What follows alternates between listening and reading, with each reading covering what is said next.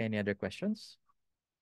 Not, I'll use the remaining mga 20 minutes to go over yung very first concept that I want us to be familiar with. And that is map projections. Right? So map projections, or yung sinasabi ko bakit nagsisinungaling ang lahat ng mapa. If you have a geo background, again, this will just be a review. But if not, these are some of the foundational concepts na you'll be able to use even outside of GIS. So first, ano yung pumapasok sa isip natin when we talk about the Earth, right? Unless meron sa ating anim ngayon na flat earther, hopefully wala. Raise your hand if you're a flat earther para malaman ko. Medyo hindi mag-make sense itong entire GIS training natin kung naniniwala kayong flat yung mundo, pero we'll try to make do. But if you're not a flat earther, ganito yung iniisip natin, right? Pag, pag iniisip natin yung mundo, bilog siya. It's the blue marble. Uh, if you want to be technical, it's an oblate spheroid. If you want to be one very technical, it's a geoid. Pero let's assume it's a sphere for simplicity's sake. Ganoon naman ginagawa ng mga geodesists at mathematicians. Because it's a sphere, we usually represent the Earth as a globe, di ba? Very common. But globes are cumbersome. Two things make them so cumbersome. One, they're not portable. Imagine carrying around a globe every time you need to look for something. Now, imagine kailangan mong gamitin yung isang globo for street navigation. Gaano kalaking globo yung kailangan? So, medyo cumbersome gamitin yung globes. That's why maps were created, right? That's why cartographers created the idea, the concept of maps. So, maps for the purposes of this discussion, it's a two-dimensional representation of the Earth or a part of the Earth. This doesn't mean na ito lang yung pwede nating imapa, no. But for the purpose of discussion, for us, a map is a two-dimensional representation of the Earth or a part of it, right? Kasi meron namang ibang mga klase ng map. If you play MOBAs, Dota, League of Legends, Smite, Mobile Legends, mapa din naman yun. But that's not, the kind of map that we're discussing right now. Right? By representing the Earth as a flat surface, na-overcome yung nung mapa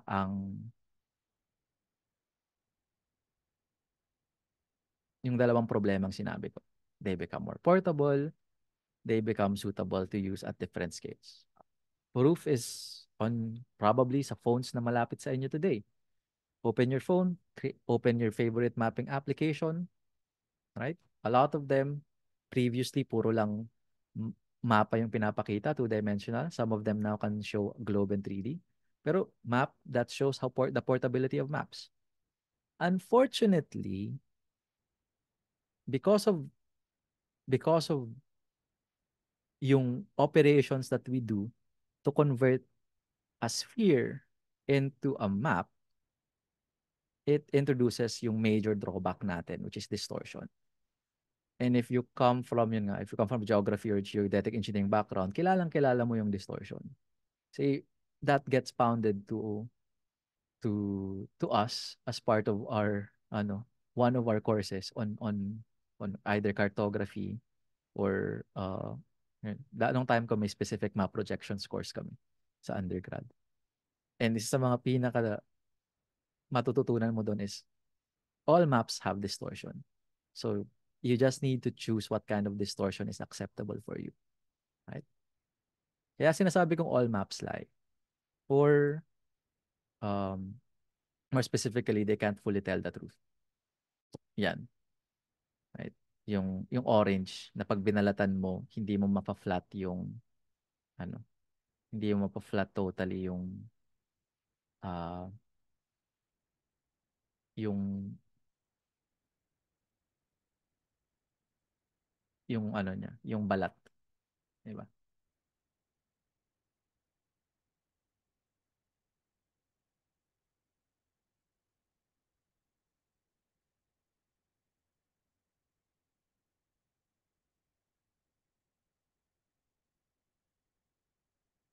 Bakit mahalaga to?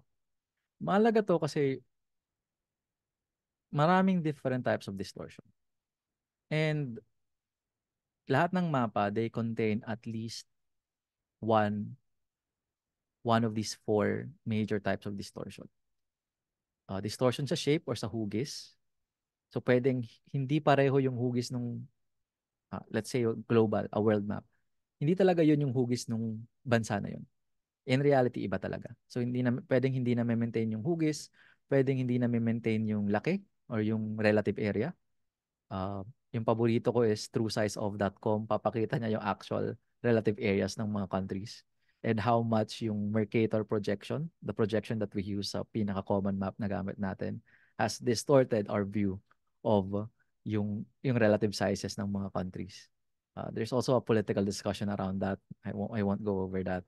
Um, yun, area is one of those characteristics na pwedeng ma-distort. Distance, pwedeng ma-distort. Uh, pwedeng yung measure mo na distance dito sa lugar na to sa mapa, hindi siya yung same distance dun sa isa pang area dun sa map. And then, of course, also direction. Right? So, all maps contain distortion. Shape and area are mutually exclusive. Meaning, hindi pwedeng maging, hindi pwedeng hindi natin pwedeng makip yung both shape at area na characteristic. It's either correct yung shape or correct yung area. They cannot be preserved simultaneously. Tandaan nyo yan. That's very important.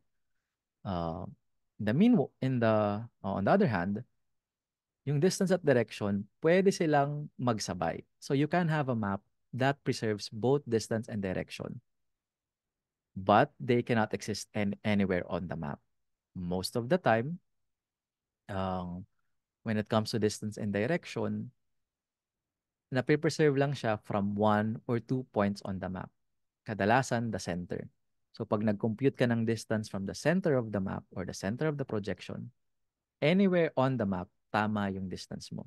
But if you start your distance computation from anywhere aside from the center, right? Anywhere na hindi along the center yung computation mo, mali yung makuha mong distance doon or direction. Right? Why should you care? Right? At dito pumapasok yung ano if kailangan ko lang gumawa ng mapa, bakit ko kailangan malaman pa yung map projections na yan? Ba? Di ba? Pag nag-load naman ako ng mapa sa Cube, generate naman yung mapa or yung layer. Ba't ko pa kailangang alamin kung ano yung mga map projections na yan? Kasi minsan,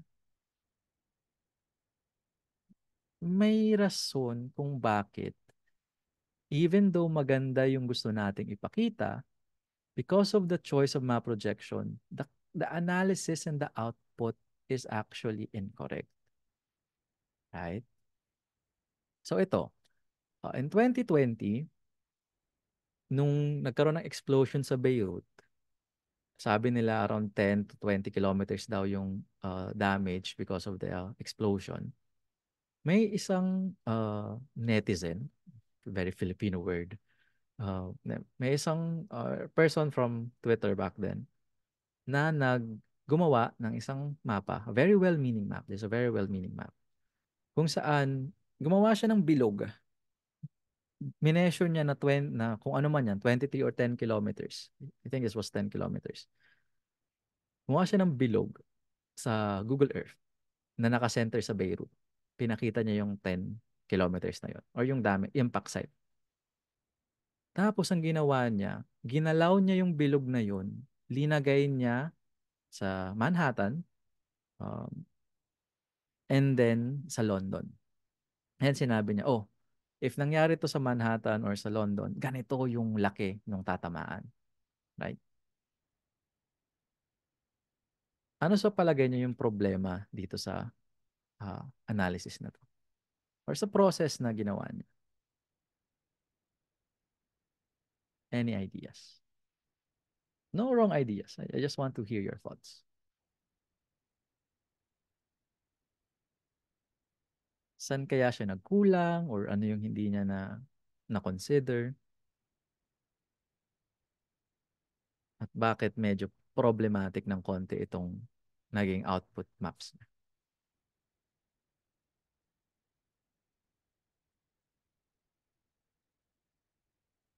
Any ideas?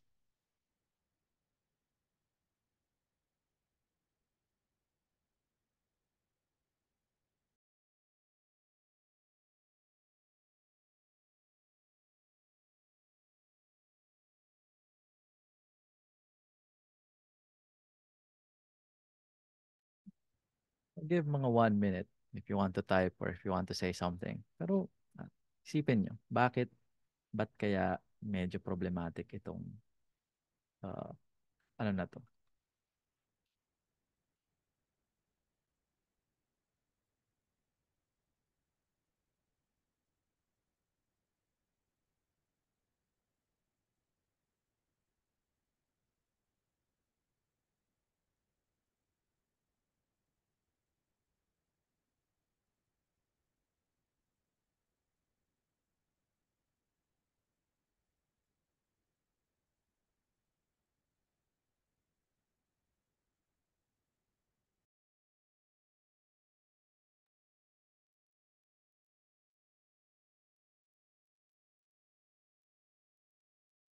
Yeah.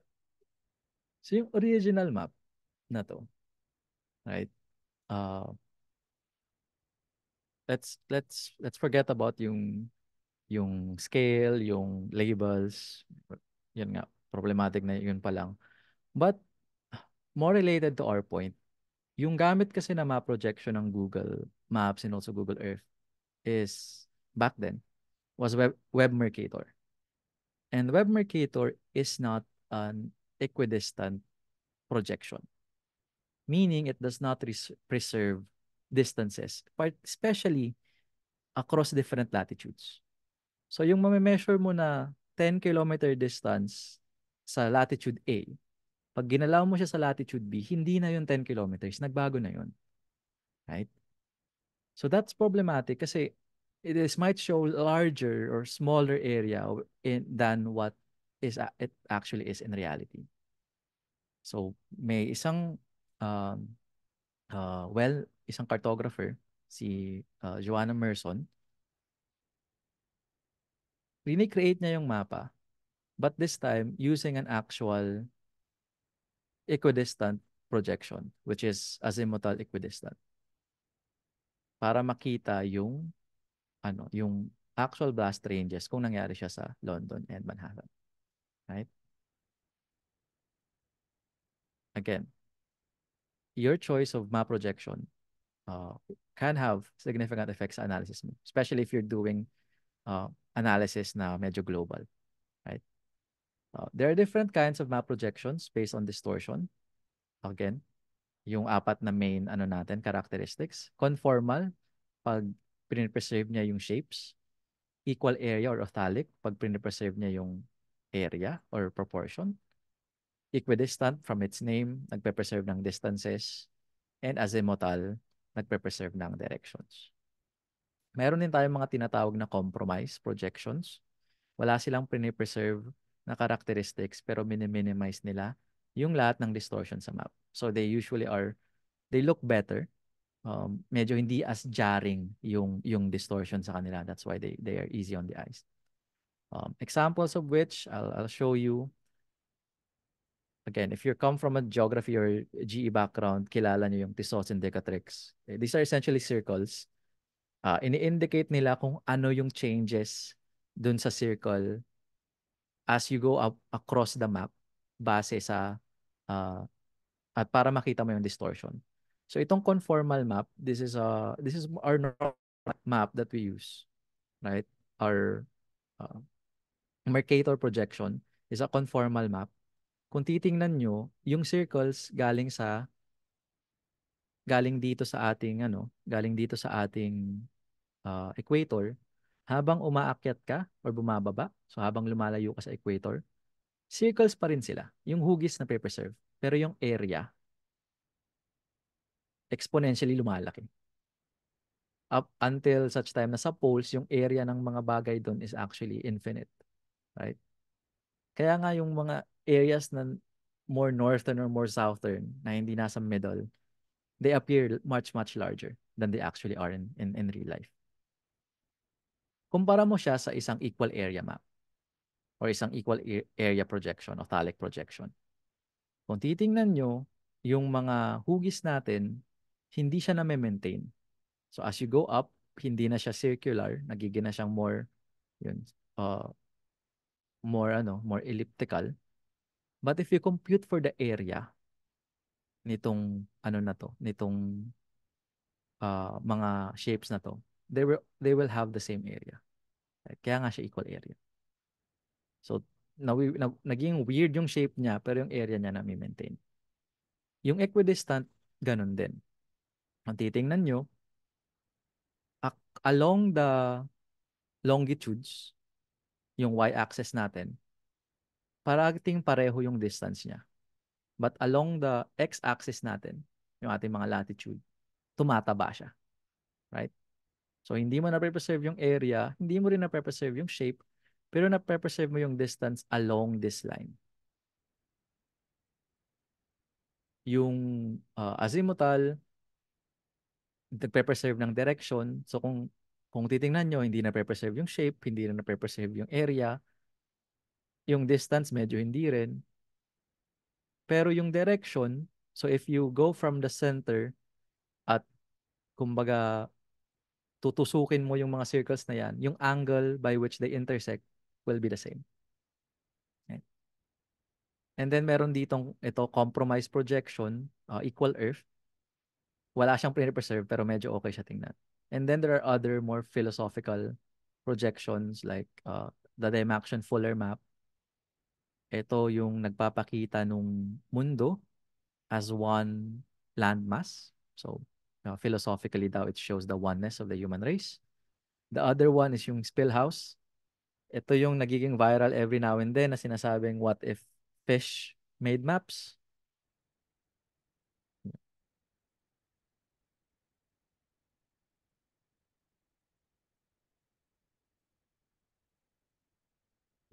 Kung makikita nyo, yung Spillhouse naman, um, yung seas natin, major seas and oceans, is shown as one big water body. So, what if fish made maps? Paborito ng mga GE tsaka ng mga Jog, pag Valentine's Bond, the bond projection is depende sa parameters na ibibigay mo, it will give you a cardioid, a heart shape. It's an actual map projection. And things like Berghaus and Cahill. Si Berghaus, meron siyang star. Si Cahill, meron siyang bat. Meron siyang butterfly. So, hindi lang rectangular. Hindi boring ang mapa. Hindi lang rectangular yung mga mapa natin. Napakarami pang ibang mga maps na pwede nating tingnan.